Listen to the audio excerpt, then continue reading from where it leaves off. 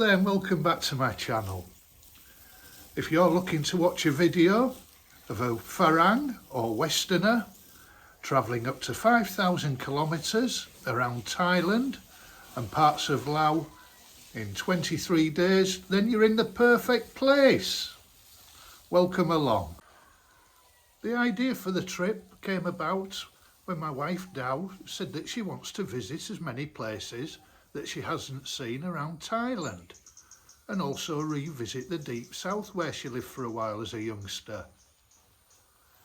Then she proclaimed that her cousin Q and his family, Anne and Indy, were coming to visit all the way from Hat Yai in the south, would drive us around Isan, into Laos, all the way down to Hat Yai and perhaps to the Malaysian border, from where we would make our own way back to our condo in Bangkok.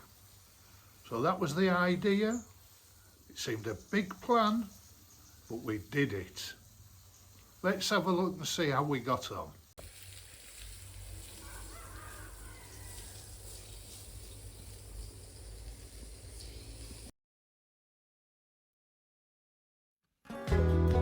Before our tour got underway properly, we had a bit of a warm-up. We went to Papaya Gokri National Park on the Cambodian border with Sisaket. Got to know each other a little bit better. Stunning views to be seen, and what nicer than a beautiful lunch by a lake. So day one, destination Nong Khai, the perfect gateway to Laos. After a very good social evening with the family, it's time to say goodbye to the home in Sisaket for a while.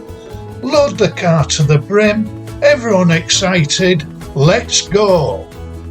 Nong Khai, with its pretty riverside promenade, is an ideal place to stop before going to Laos. There are plenty of bars and restaurants to cater for those passing through and those who live there, including the large expat community. Enjoyed Chik Chik Market underneath an old plane. Before we cross the border into Laos, a little tip for those visiting Thailand. When you use an ATM machine, the money comes out first and the card second.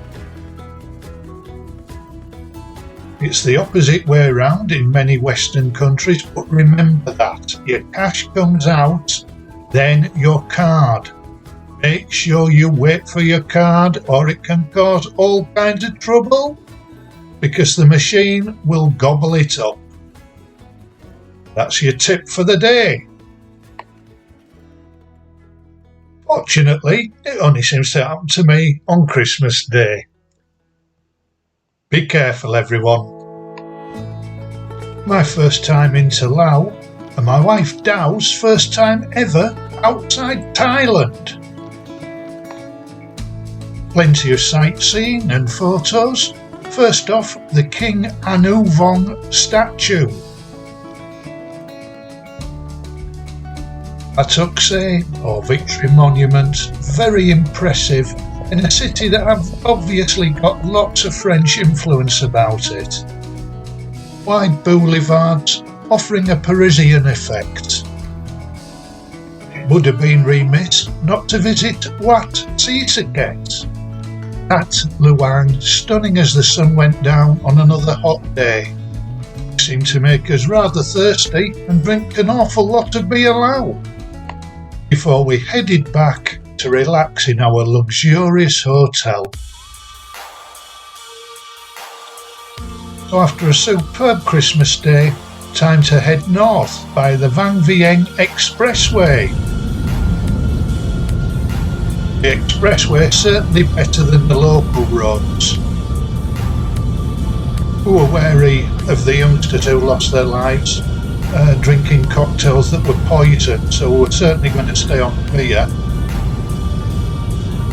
Not that we were staying in the town itself, because Q had done his research, he knew his stuff. Instead, we were heading into the countryside. Wow, what a place to spend the night. Like an alpine area back in Europe. we were certainly lucky. If travelling in a mixed group, it makes an awful lot of sense to make sure everybody has a bit of fun and are not left out. The zipline experience at Van Vienne, superb and ideal for young Indy and his dad Q. As well as the zipline, there's also kayaking and a lovely park to have a wander in. And there won't be many better places scenery wise to enjoy such fun.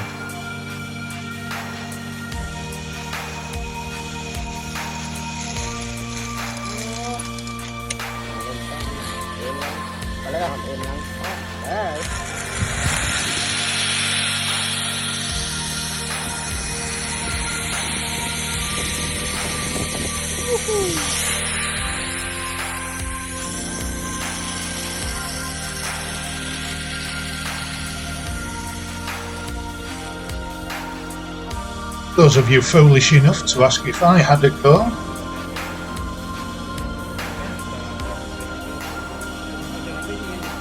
you may spot me in the restaurant as they pass.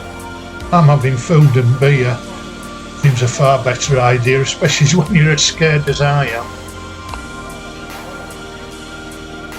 It's easier to take photos, admire the stunning scenery before we're all reunited to have lunch in such a beautiful place. The Angsavan resort wasn't too bad either. As the sun went down, we sat outside and enjoyed food and drink. Yet in terms of beauty, we hadn't seen anything yet. Before we headed off, there was no way I was going to turn down the offer of free bicycle hire and go and explore more of the local scenery. Turned down the opportunity to drop in on activities. Instead, time to relax and help the local economy. It was about a 90-minute drive to Luang Phuang, where Q had promised us something special, and he certainly delivered. I stayed in a good many hotels over the years, but I've never arrived along a river at one before.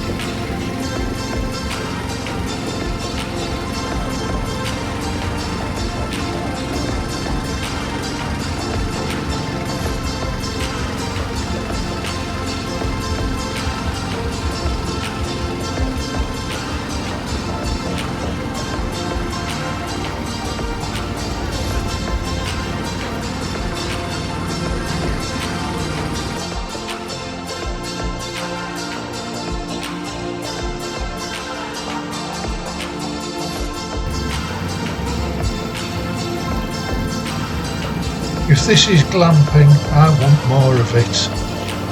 A little decking area, what a superb place. Vendors would arrive by boat, prepare food and sell their wares, save you walking anywhere.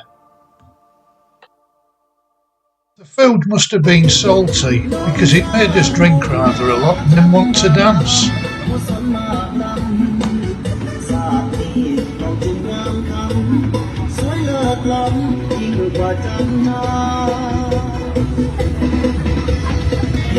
A wonderful experience to stay at Mr. and Mrs. House, but we returned. It was very sad when we departed on the boat early in the morning.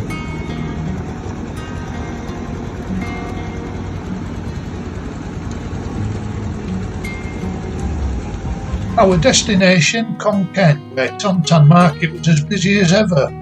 We had food and drink and then called it a night. Something discussed at the market was where's next. Now suggested Amplewa floating market at Samet-on-Cram. I was fine wherever we were going. But it is important to remember to let everybody have the chance to have their opinion. Hugh was eager to get back to Hat Yai for New Year's Eve, which is understandable.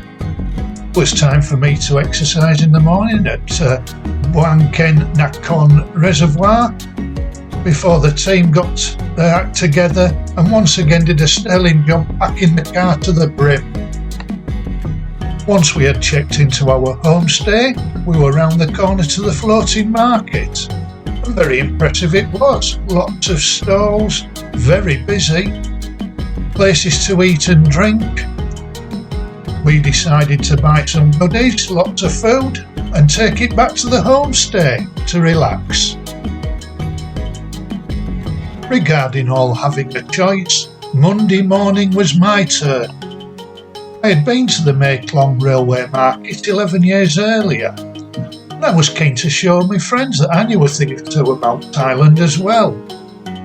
So once we'd packed up, we were round the corner and awaiting the 8:30 train to arrive, doing our best to get the best vantage point, which once again we felt very lucky with. ที่ระวังนะเฮ้ยเฮ้ยเฮ้ยเฮ้ยเฮ้ยชาเฮ้ย give me five ย่า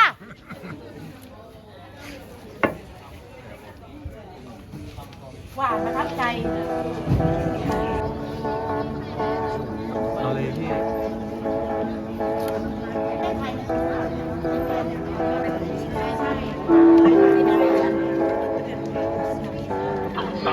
อีกสักครู่จะมีขบวนรถไฟเข้ามาจอดเทียบชานชาลาสถานีผู้โดยสารผู้ค้าขายนักท่องเที่ยวโปรดระมัดระวังอันตรายจากขบวนรถไฟ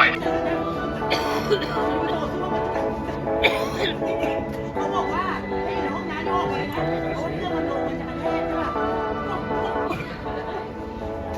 เขาไม่ร่วงแล้ว There are 4 trains every day from Ban Lem at Nakhon Sekon through to Mae Klong at Samet-on-Cram.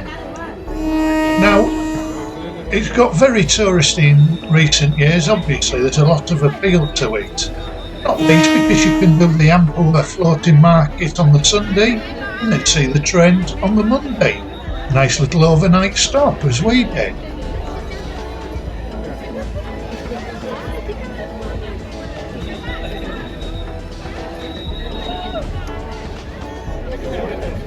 And while the trains are extremely slow for safety reasons, they are big and they are heavy and dangerous. So please be careful, stay well away from the track or as far as you can while remaining safe.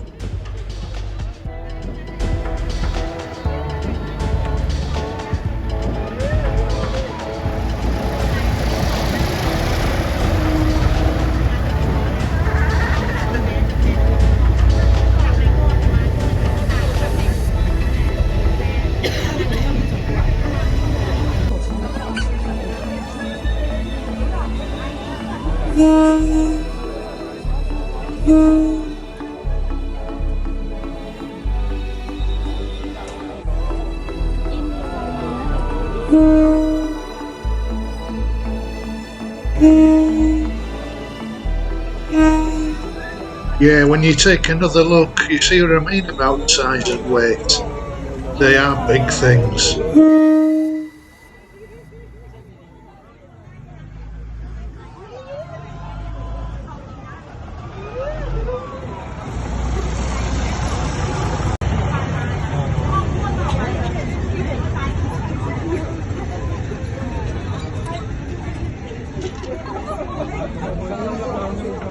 The market, like most in Thailand, was well worth a look in its own right.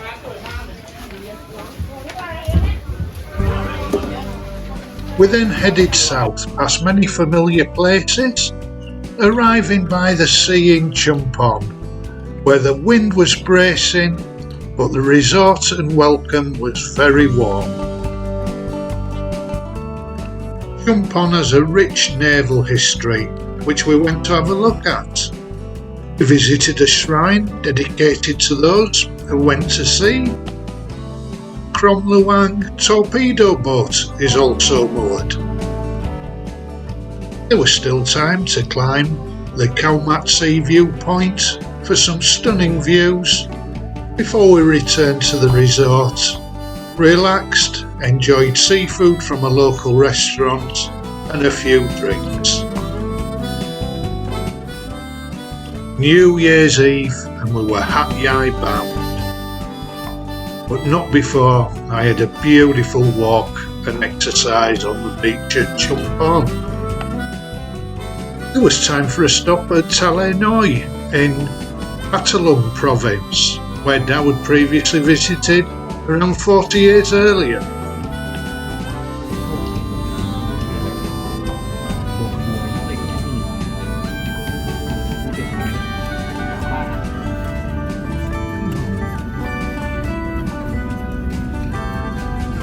It was nice to get close up to nature, see some stunning water buffalo.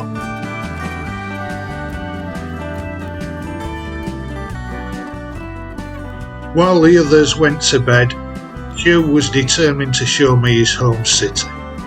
So we headed downtown in Hat Yai for New Year's Eve. Naturally enough, it was extremely busy. We ended up having to have a beer in a ganja cafe. Everywhere else was full.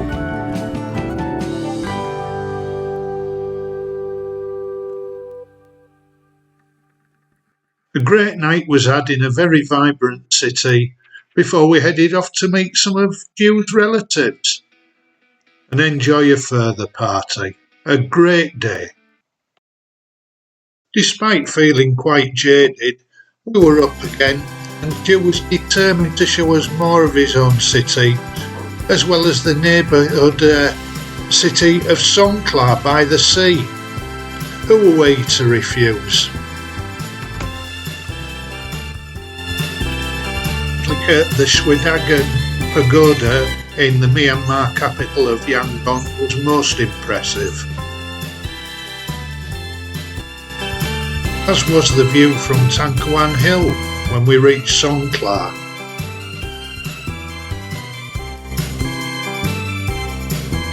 Samilla Beach, another old haunt of Dawood, was busy.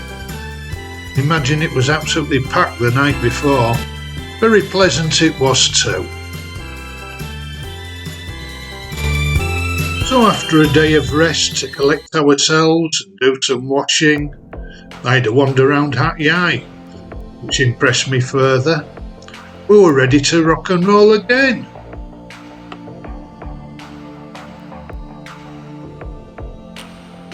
Destination was to be Betong, in the deep south by the Malaysian border. Little did I realise that Hugh and the others in the car were slightly concerned because of the area's record for terrorism. I was oblivious and sleeping quite often. I found Patani to be very pleasant, some lovely sights to be seen, as was the scenery all the way along the road. That said, the journey was quite similar to going to Pai from Chiang Mai, with many twists and turns in the road. I must admit I was quite taken by Betong. Lovely place, plenty to see, a real vibrancy about it. Some wonderful Chinese food too. And of course lots of photo opportunities up near the hill where the museum stood. And we had a wander through the Betong Tunnel, which goes underneath the mountain. And of course there's a night market to be enjoyed. Before we gave Anne a late night birthday surprise.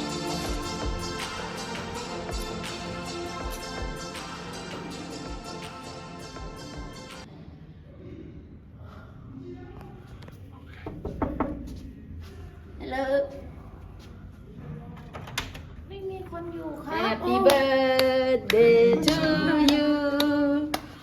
Happy birthday to you. Happy birthday, happy birthday, happy birthday to you. ขอให้มีความสุขนะคะเฮงๆรวยๆค่ะเจริญรุ่งเรืองหน้าที่การงานค่ะ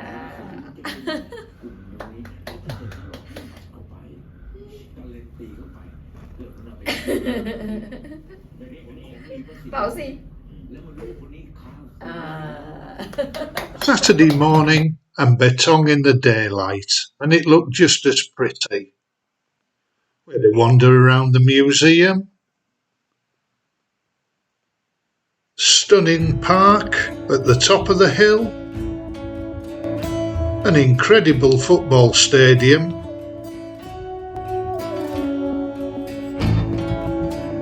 And also an extremely pretty temple to have a look around.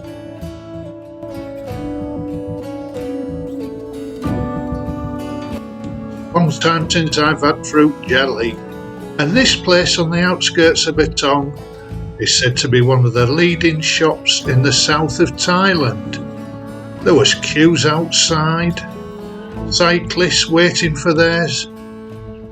Very nice it was too, along with a wonderful breakfast that I enjoyed. The food in Betong was quite different, with a mixture of all the different cultures in the area, which added to it. After leaving the city, we went to the Winter Flower Garden, which was pretty enough, but not quite as big as we first anticipated. The Yamit Tunnel was very interesting, where the Malaysian communists hid during the conflicts before the Cold War, and then peace was declared. They dug out the tunnels by hand in the 1970s. They're still in good condition for everyone to have a look at. The 1,000-year-old Millennium Tree, truly stunning.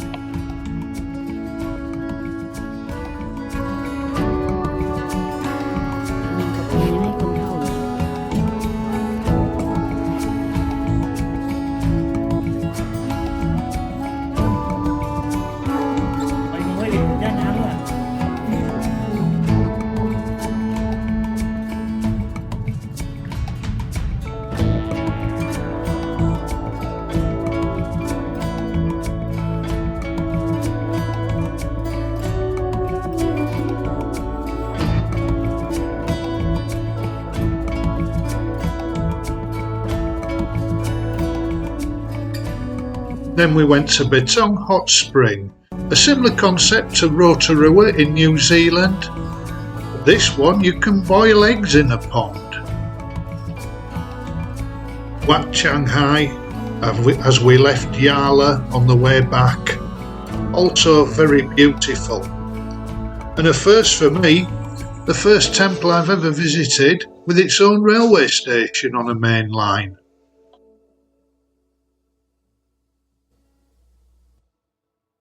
Thai Nam restaurant back in Hat Yai, superb, with a great owner who has his own museum as well as serving great food.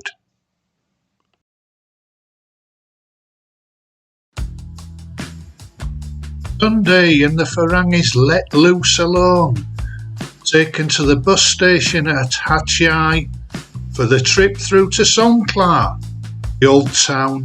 A great experience with its narrow streets, many coffee shops and street art. And I went to an art exhibition in tribute to Pram Gao.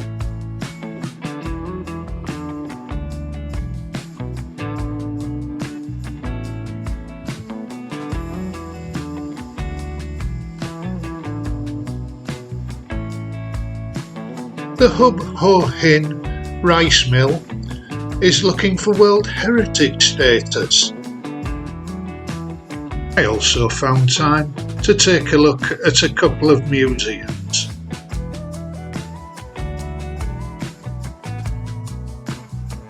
Before I headed on to my main event of the weekend, Yes, some football. Songklar against Kasim Bundit University. Monday meant that it was time for myself and Dow to go it alone and head towards Krabi. Quite emotional, saying goodbye to the family who looked after us so well, Q driving and all his knowledge, and taking all the photos and videos, and Indy being lovely company. Hope we'll do it again very soon. This ride from Hatay to Krabi was good. We were greeted with a very nice town as I expected from a previous visit. I suppose I would earn as much money, but I guess every little bit would help. An adventure lie ahead the following day after Dow had negotiated a great rate for a speedboat tour around PP. I'd visited many years earlier and wanted to show my wife. Once I'd found my sea legs, we had a wonderful time. What a stunning place to spend the day, and the tour was fantastic value for money.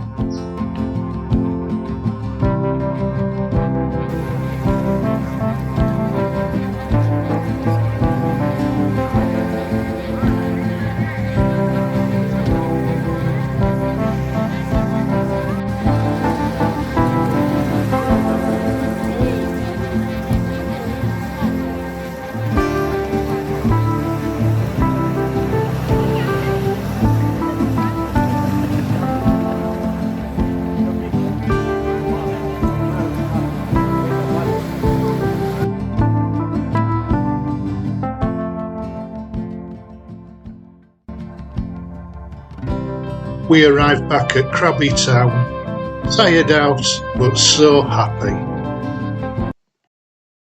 I wasn't quite sure why Dow was so keen to visit Phang Nga, where we stayed in the town.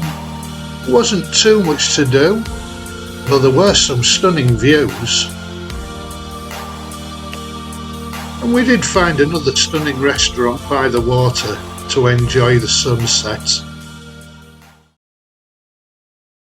Several months previously, Dow had pointed out Panyi Island to me online. I thought it looked very nice. I must admit I'd forgotten about it. This was Dow's plan. The island built on stilts by Java fishermen. Amazing, absolutely astonishing, friendly people and amazing sights.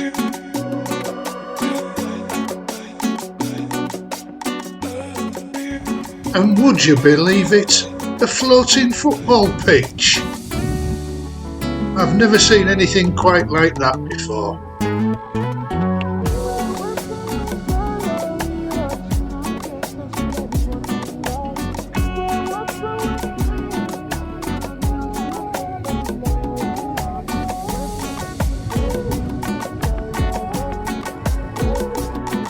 Before we enjoyed some more fresh seafood and enjoyed the boat ride on the long boat back towards Phang Nga.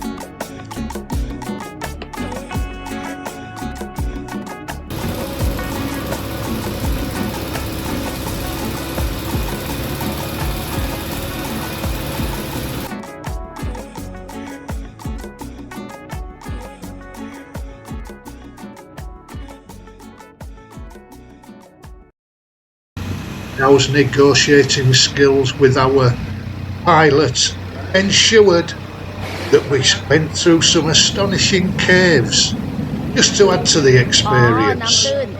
One of the many advantages of travelling with Thais around their own country.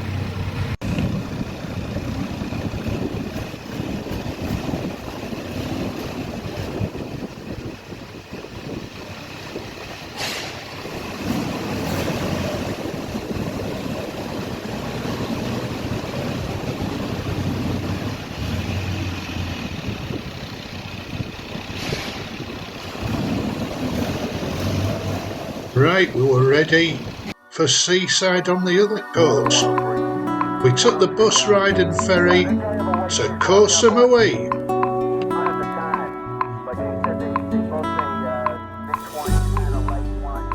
Found the beach clubs, sat down at a restaurant on the sands and had a meal. Yeah, it was quite nice, was Koh Samui on a Friday night.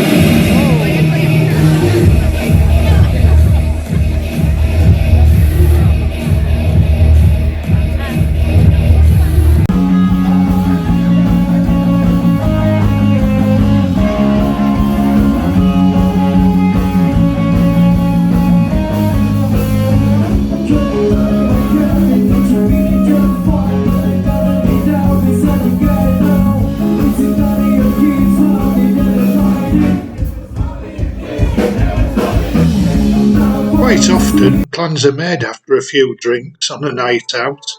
But we did stick to them on the Saturday. Had a beautiful day, walking along the beach, stopping for food and drink, and simply relaxing.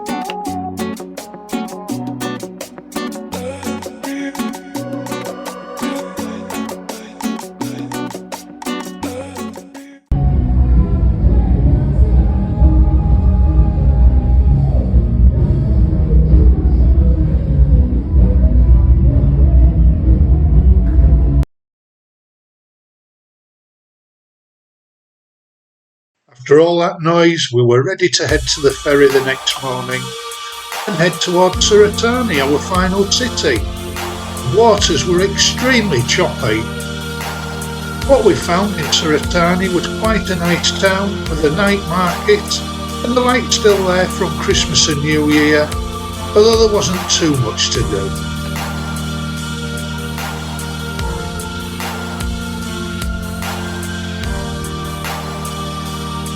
Following day we relaxed, got ready for our journey home. While going out at evening and walking along the Tapi River and having something to eat. This was after we were looked up at the TV in the hotel room and saw that boats had overturned where we'd been the previous week. Our timing was just about right.